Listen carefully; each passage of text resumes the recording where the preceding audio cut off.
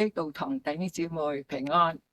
喺4月份嘅8號，我唔小心喺屋企跌倒，後嚟我就照 X-ray， 原來嗰個結果就係我嘅手腕骨有啲嘅離開咗，同埋有少少嘅骨折。我揾咗呢一個骨科醫生，第一次嘅治療見到我之後咧，就同我打咗一個麻醉針啊，希望同我將呢個離開嘅骨能夠推返入去。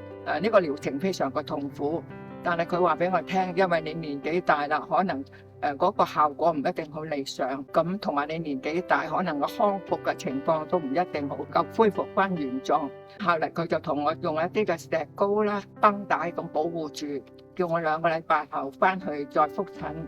2個禮拜翻去之後咧，照 X 光嘅結果唔理想啊，比你跌倒嗰時候更加嘅唔係咁好。我心有少少嘅沉落嚟，所以佢就同我換咗另外一個嘅保護我嘅手嘅，就係而家呢一個啦。佢就話下一個禮拜啦，下個禮拜如果你嘅消腫之後咧，就可以同你打石膏。3號嗰日係聖餐主日，我翻嚟崇拜敬拜組弟兄姊妹，佢同我哋帶咗一嚿詩歌，我要見到摩西睇到神嗰個榮耀。當時以色列人佢犯咗罪，拜呢個金牛犢。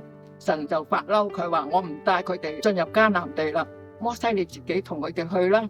摩西嚟到神嘅面前求神赦免，神就話我要將我一切嘅恩慈喺你嘅面前經過。當我諗到呢一句嘅時候，我就好感恩。我亦都係一個係微不足道嘅婦人，但我都得到神嘅恩典。所以完咗崇拜之後咧，我揾阿張牧師再為我禱告。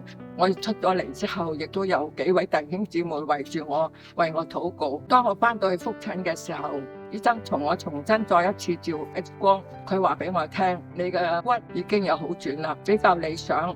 咁我就問佢，我幾時打石膏啊？你唔需要打石膏啦，下個禮拜你可以去做呢一個物理治療，慢慢康復啦。我好感恩，我要求嘅就係快啲能夠打石膏。主耶穌話俾我聽，你唔需要打石膏。我喺今日呢度做呢個見證，就係要嚟到見證神有醫治之恩。